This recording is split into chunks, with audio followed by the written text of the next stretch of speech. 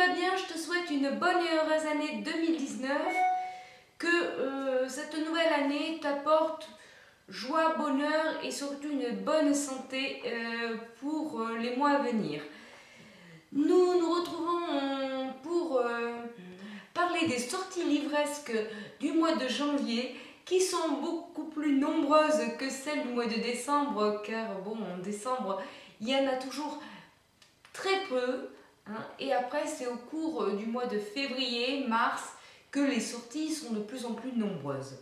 Donc on va commencer par le 2 janvier, il sort À même la peau de Lisa Gardner, qui est un trailer.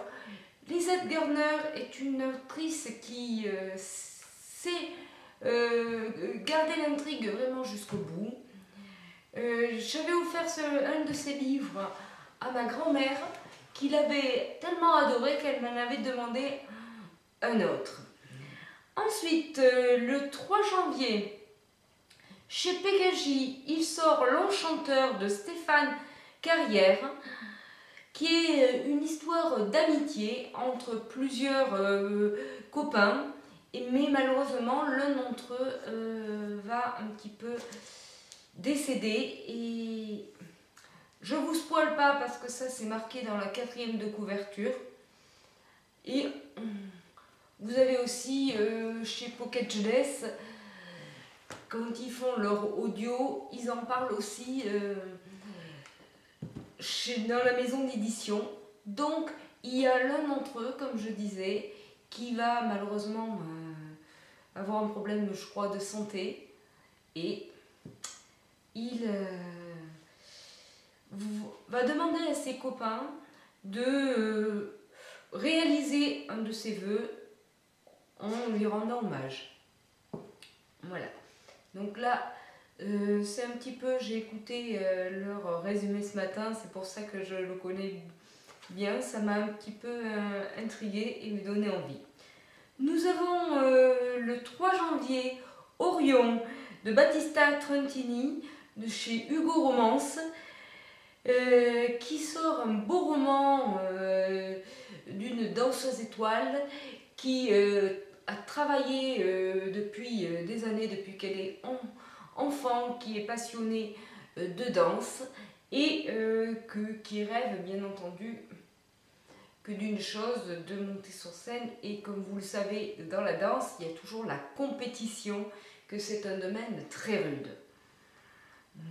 Le 3 janvier sort Warcross, La Revanche chez Pekaji de Marie-Lu. Voilà. Nous avons aussi le 4 janvier qui sort Engrenage de Lucie Goudin aux éditions, on va dire, Elixirian, une dystopie qui sort, Une braise dans la nuit, qui est le sous-titre. Alors là, le livre m'a assez appelé.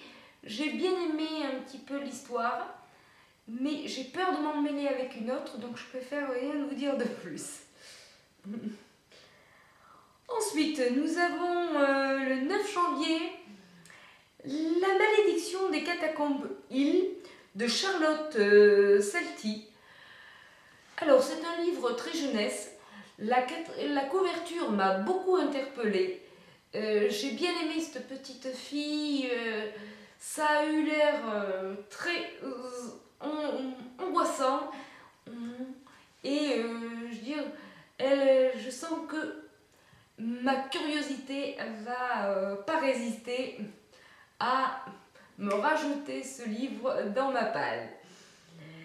Nous avons le 9 janvier qui sort aussi Nos vies en l'air de Manon Fargeton. Alors là, en fait, c'est deux adolescents qui se rencontrent sur le toit des terrasses, et que tous les deux ils ne se connaissent pas, et ils sont montés là-haut pour mettre fin à leur vie. Ils vont quand même passer la nuit à discuter, Et voilà, le livre, je vous en dis pas plus. Est-ce que ils vont arriver à avoir de l'espoir ou pas? Voilà, je vais dire, c'est assez anodin comme je veux dire, histoire, et j'ai bien aimé l'originalité. Ensuite, le 9 janvier, un livre que j'attends avec hâte, qui est une suite que j'ai qu'une seule envie, c'est d'arriver au 9 janvier, c'est Legendary, le tome 2 de Caraval de Stéphanie Garber chez Bayard. J'ai une envie folle de connaître la suite. Nous avons aussi le 17 janvier L'ours et le rossignol de Catherine Arden qui va sortir.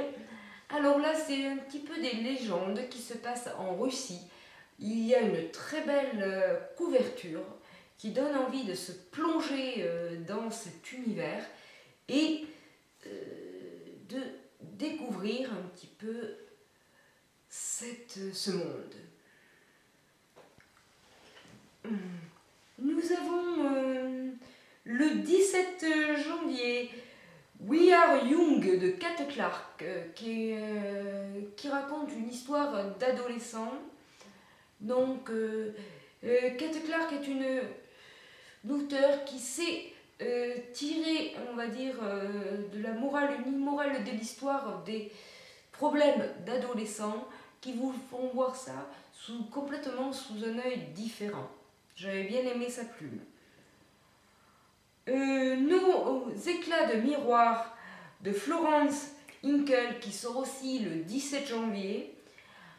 Alors là, c'est Chloé qui est une jeune fille, je crois qu'elle a 17 ans, et qu'elle raconte un petit peu dans son journal intime sa vie, à qui elle écrit à Anne Frank, et c'est, je veux dire,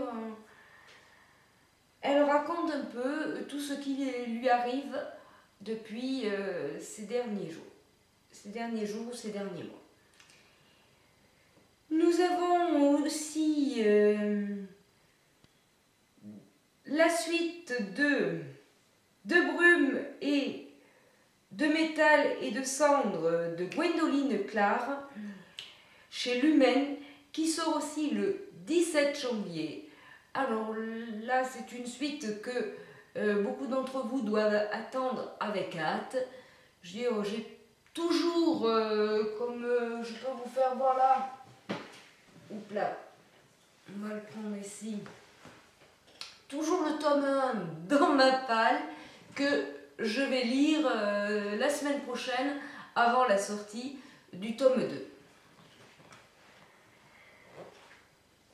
Ensuite, nous avons le 23 janvier, Eline, la charmeuse de bêtes, qui est un manga de Takamoto Ito. J'ai été assez interpellée par la couverture, que je l'ai trouvée très belle, et que, bon, bah, peut-être, je lis pas beaucoup de mangas, mais si je le vois sur un étalage, je n'y résisterai peut-être pas. Nous avons aussi le 23 janvier qui sort Engrenage et sortilège de Adrien Tamao, qui a une très belle couverture, un peu ancienne, et qui est assez originale. Je vous renvoie dans les liens, je mettrai des liens dans la barre d'infos pour que vous puissiez aller voir les résumés. Et pour finir, nous allons finir par le 24 janvier qui sort La Voix des Ombres de Franz Hardinge chez Gallimard Jeunesse, qui est en fait une histoire où les gens, quand ils meurent, il y a des âmes qui vont après comment on peut appeler ça, ils vont dans le corps des êtres vivants, donc il va avoir un des personnages principaux qui va se retrouver avec un fantôme à l'intérieur de lui-même. Et je ne sais pas si tout le livre ou tous les personnages vont être envahis par un fantôme ou pas.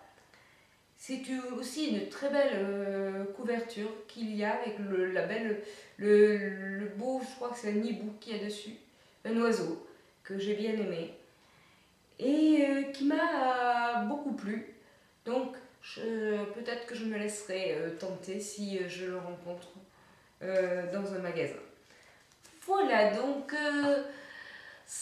on a fini un petit peu pour les sorties du mois, de ce mois-ci. Le mois de février sera... On en reparlera, il y aura peut-être un peu plus de sorties au fil des mois de l'année.